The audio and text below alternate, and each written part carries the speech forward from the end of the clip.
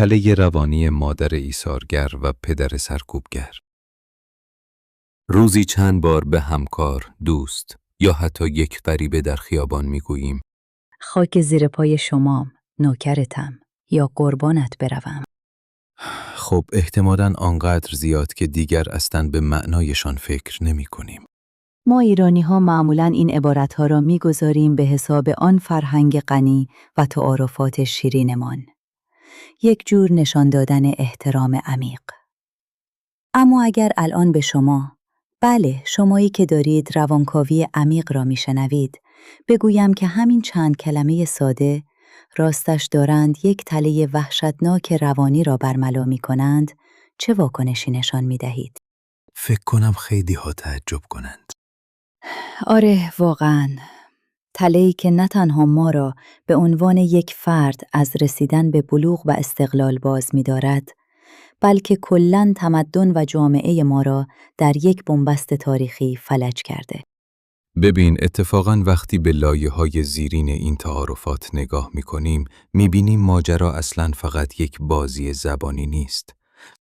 ما خیلی وقتها عادت کرده ایم بحران‌های جامعه‌مان را فقط از زاویه سیاست، تحریم یا اقتصاد تحلیل کنیم. مدام دنبال مقصرهای بیرونی می‌گردیم.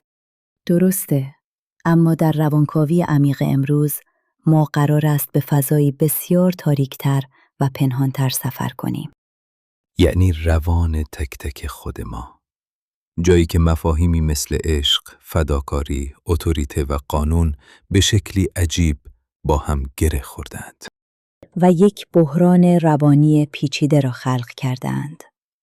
بحرانی که نشان می‌دهد چرا ما در گذار به یک انسان با روانی بالغ مدام داریم در جا می‌زنیم. و برای این سفر عجیب ما منابع به شدت تأمل برانگیزی را روی میز داریم. ما امروز قصد داریم هسته فکری یک مقاله و یادداشت‌های روانکاوانه به قلم عبدالرضا اژدری را بشکافیم و ببینیم زیر پوست این رفتارهای روزمره چه خبر است. خب، بیایید از همان نقطه صفر شروع کنیم. وقتی حرف از روان انسان می شود، معمولاً همه چیز به همان سالهای اول زندگی برمیگردد. ماجرا از کجا کلید می خورد؟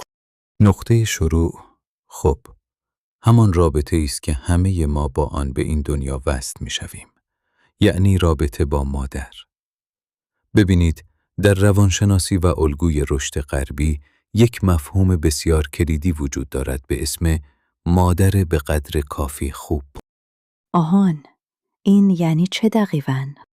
یعنی مادری که در ماه‌های اول تمام نیازهای نوزاد را برآورده می‌کند تا به او احساس امنیت بدهد.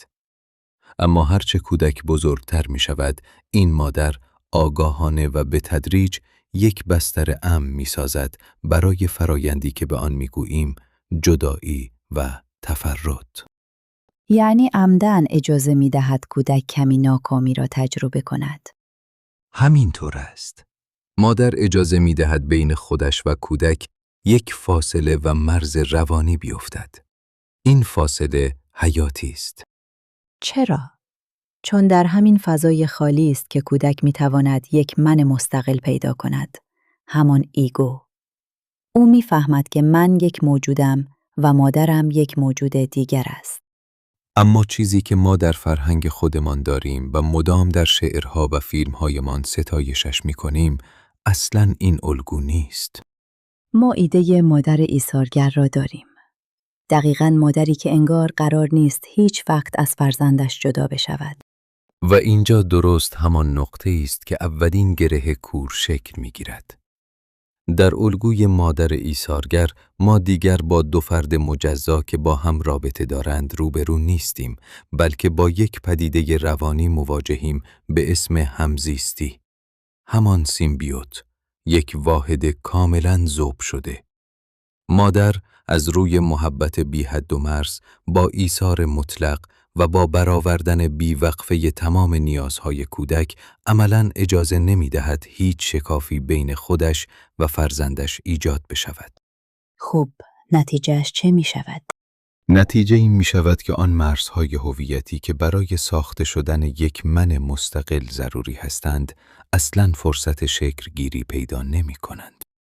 برای اینکه شنونده ما بتوانند این تصویر را بهتر تجسم کنند، بگذارید یک تمثیل بیاورم. فرض کن شما یک باغبان هستی و یک گلخانه به شدت مجهز داری. از روی عشق بی نهایت به یک گیاه خاص درهای گلخانه را کیپ می‌بندی. دما را همیشه روی ایدئال ترین حالت نگه می‌داری. نور را تنظیم می‌کنی و اصلاً نمی‌گذاری حتی یک نسیم ملایم به این گیاه بخورد. مبادا که ساقش خم بشود. دقیقاً.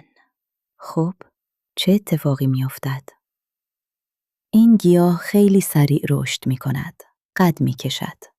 اما راستش ریشه‌های این گیاه هیچ وقت برای درگیری با سختی‌ها مقاوم نمی‌شوند. ساقه‌اش هرگز یاد نمی‌گیرد چطور باید در برابر باد طوفانی بیرون آن گلخانه انعطاف نشان بدهد. تمثیل بسیار روشنگری است. در این گلخانه، آن نسیم در واقع همان ناکامی‌های کوچک روزمره است که روان ما برای قوی شدن به آنها نیاز دارد. درسته.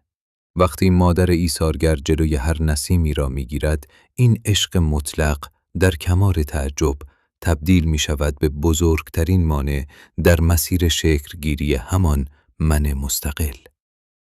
در آن گلخانه‌ای که توصیف کردی، کودک هیچ وقت یاد نمی‌گیرد که احساساتش، خشمش، تنهایی و اضطرابش را خودش به تنهایی مدیریت کند.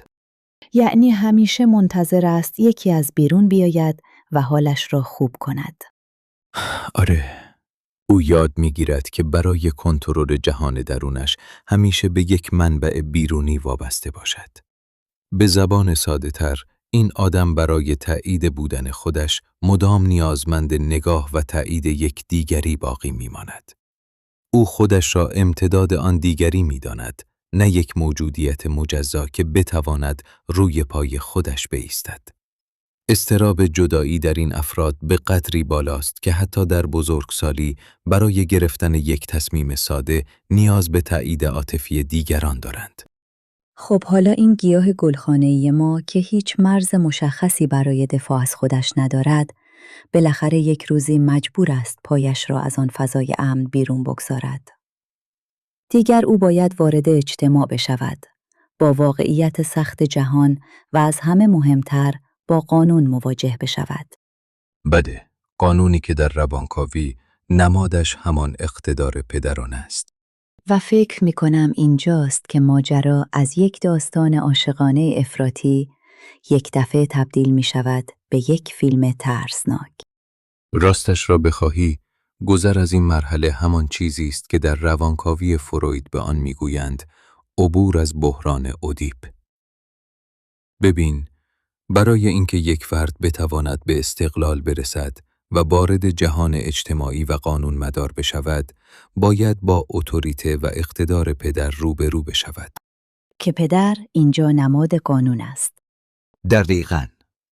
پدر نماد قانون، چهارچوب و واقعیت بیرون از آغوش مادر است. این رویارویی ضروری است تا فرد بتواند جایگاه خودش را پیدا کند. اما در ساختار روانشناختی و فرهنگی ما که به شدت پدرسالارانه است، این رویارویی اصلاً یک گزار سالم نیست. پس چیست؟ یک تصادف مرگبار. یک تصادف مرگبار. بگذارید این را کمی باز کنیم. چرا مرگبار؟ مگر در فرهنگ‌های دیگر این رویارویی چطوری اتفاق می‌افتد که سالم‌تر است؟ برای درک این تفاوت بیایید به اسطوره‌ها نگاه کنیم. چون می‌دانیم که اسطوره‌ها در واقع نقشه روان ناخودآگاه یک تمدن هستند. در اسطوره اودیپ در یونان باستان، در نهایت پسر بر پدر پیروز می‌شود و جایگاه او را می‌گیرد. این پیروزی در سطح روانی به معنای گذار موفقیت آمیز به بلوغ است. یعنی پسر قانون را درونی می‌کند، جایگاه نسل قبل می‌شود و حق ابراز وجود پیدا می‌کند. اما حالا بیایید نگاهی به حافظه جمعی خودمان بیاندازیم. مثلا شاهنامه و اسطوره رستم و سهراب. آنجا پایان داستان چیست؟ خب، آنجا ماجرا کاملا برعکس است. رستم، یعنی پدر، خنجر را در پهلوی سهراب فرو می کند. پدر فرزند را می کشد.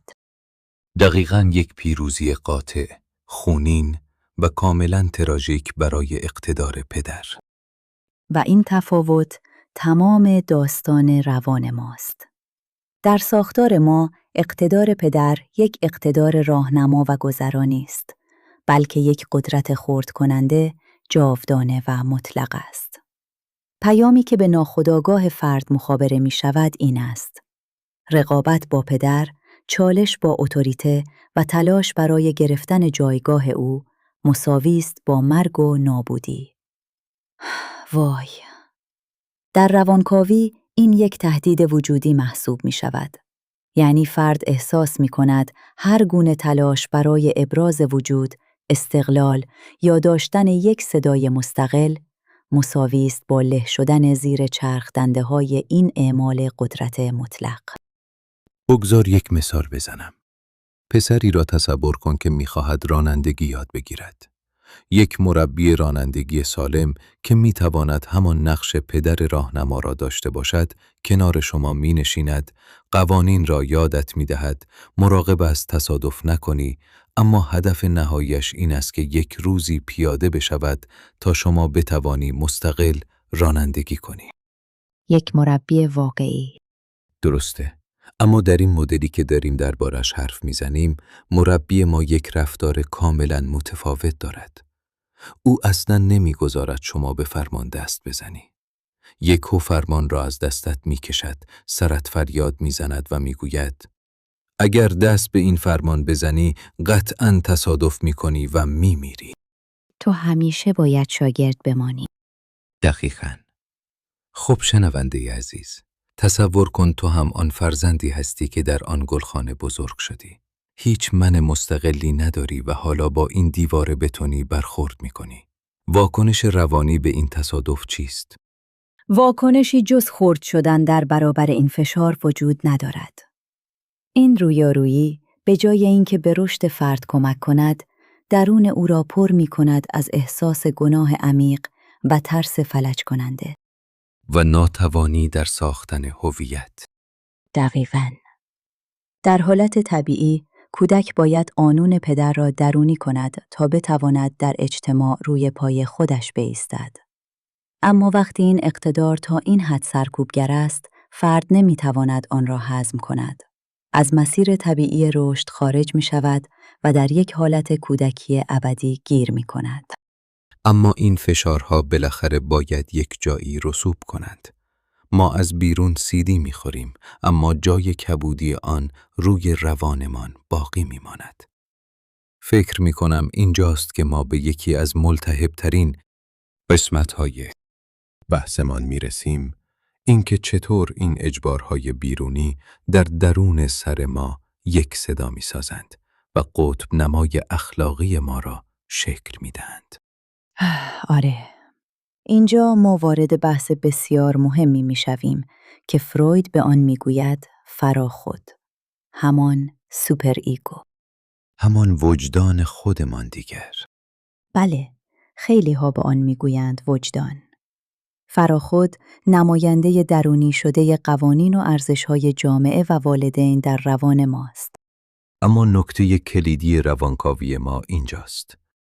در روان انسانی که در این ساختار دوگانه بزرگ شده، این قطب نمای اخلاقی از ترکیب دو نیروی به شدت متناقض ساخته می شود. متناقض؟ یعنی وجدان ما دارد دو تا دستور کاملاً متضاد به ما می دهد؟ چطور ممکن است؟ ببین، این فراخود از دو بخش تشکیل شده. بخش اول برخاسته از همان ایثار خفه کننده مادری است.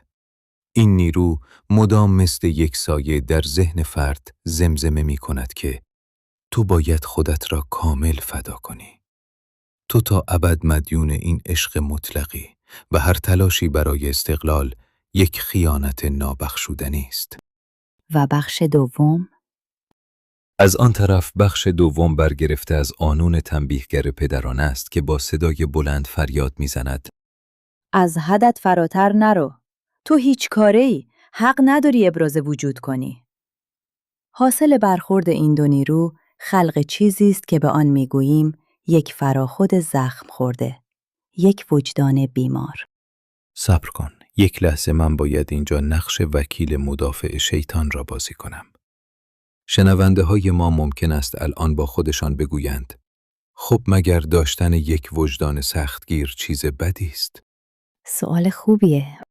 آخر ما در جامعه اتفاقاً به آدم‌هایی نیاز داریم که مدام از درون خودشان را کنترل کنند، دزدی نکنند، تقلب نکنند و به قانون احترام بگذارند.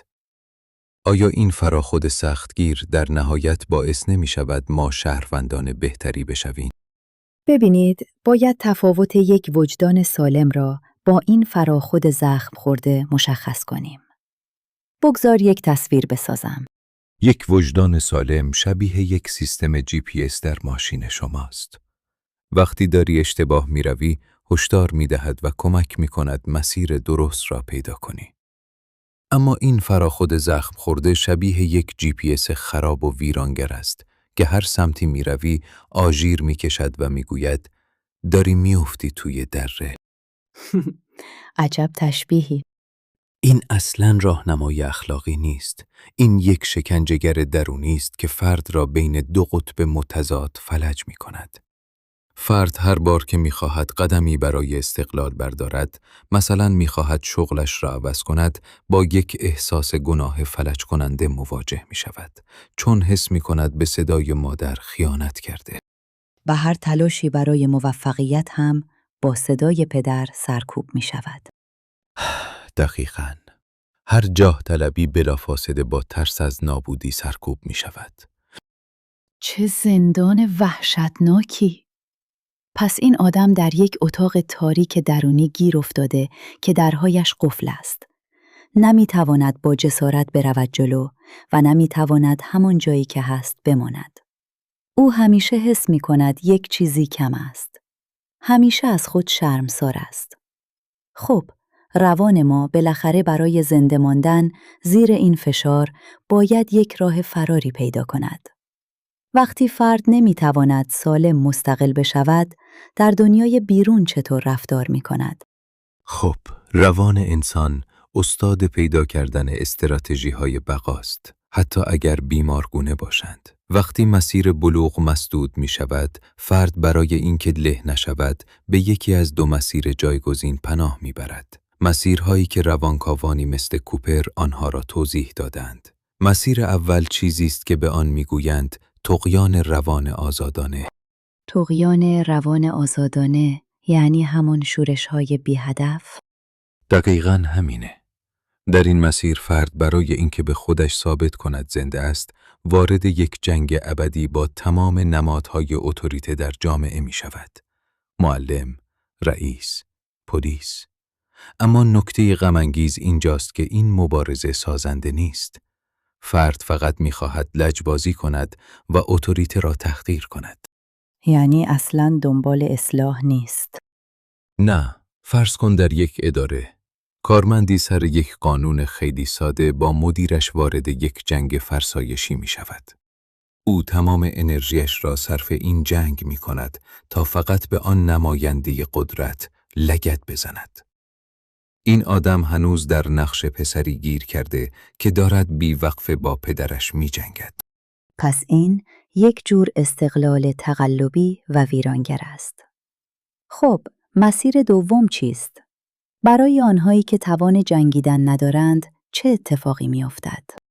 مسیر دوم کاملاً برعکس است. گریز واپسگرایانه یا همان تسلیم مازوخیستی.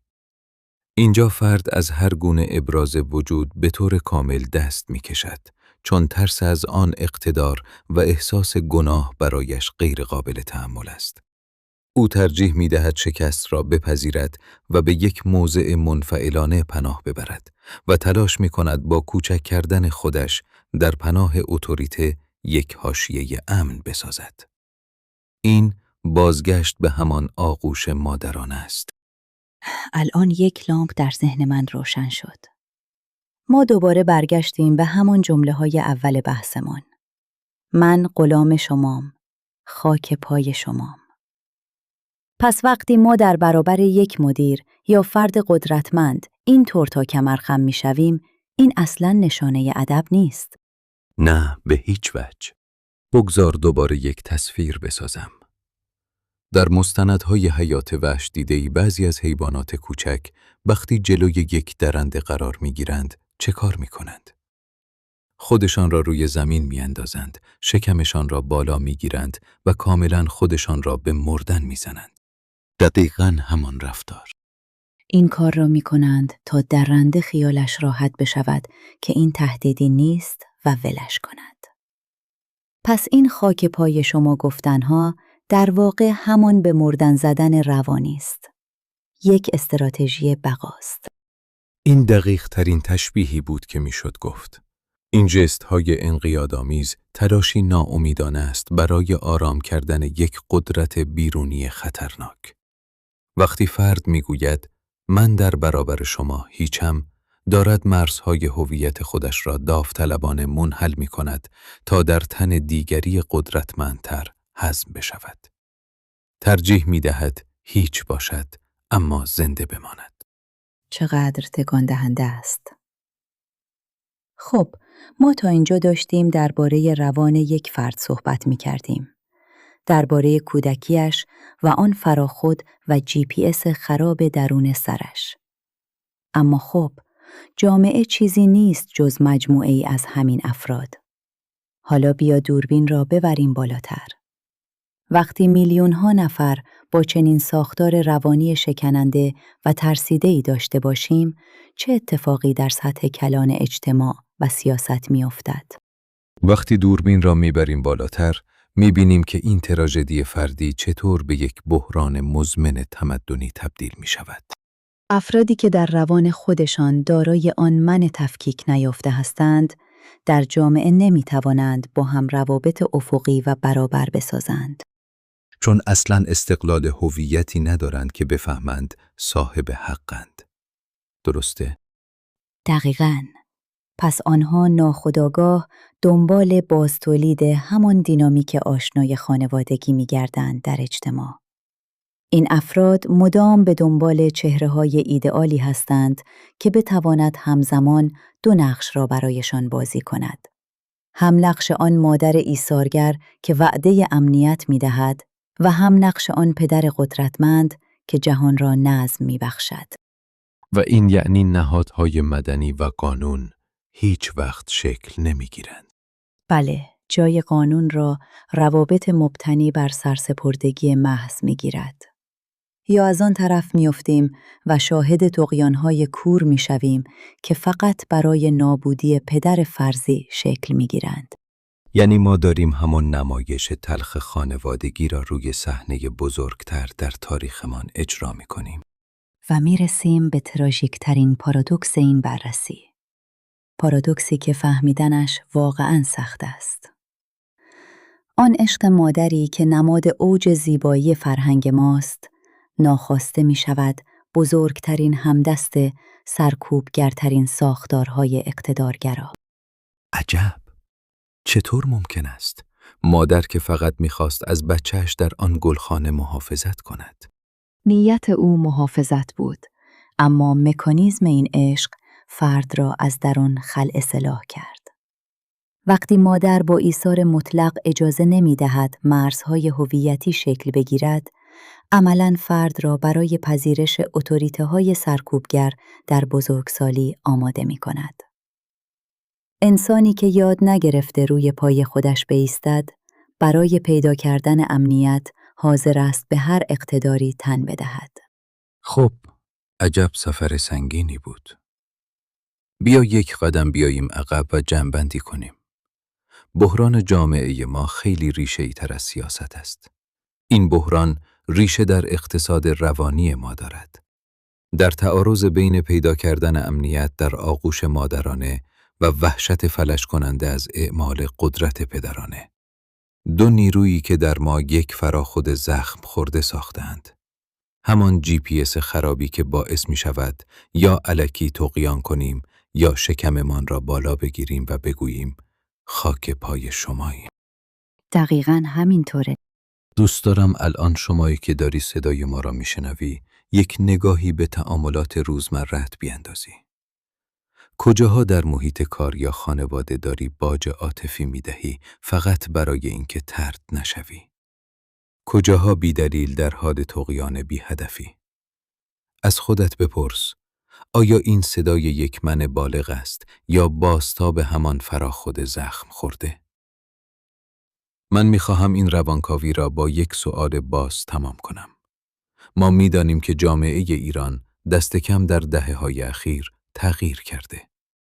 موقعیت زنان و حضورشان در جامعه دگرگون شده. خب، با توجه به این تغییرات، آیا این مادر جدید و مدرن ایرانی توانسته این چرخه را بشکند و یک روان مستقل تربیت کند؟ یا اینکه نه، این زخم تمدنی دارد در یک فرم جدید دوباره باستولید می شود؟ این سؤالی است که شما باید در ذهن خودتان جستجویش کنید. شاید دفعه بعد که خواستید به کسی بگویید نوکرتم، یک مکث کوتاه بکنید و به بار روانی این کلمات فکر کنید. از اینکه در این روانکاوی عمیق همراه ما بودید، بی نهایت ممنونیم. امیدوارم همیشه مراقب مرزهای فردیت خودتان باشید.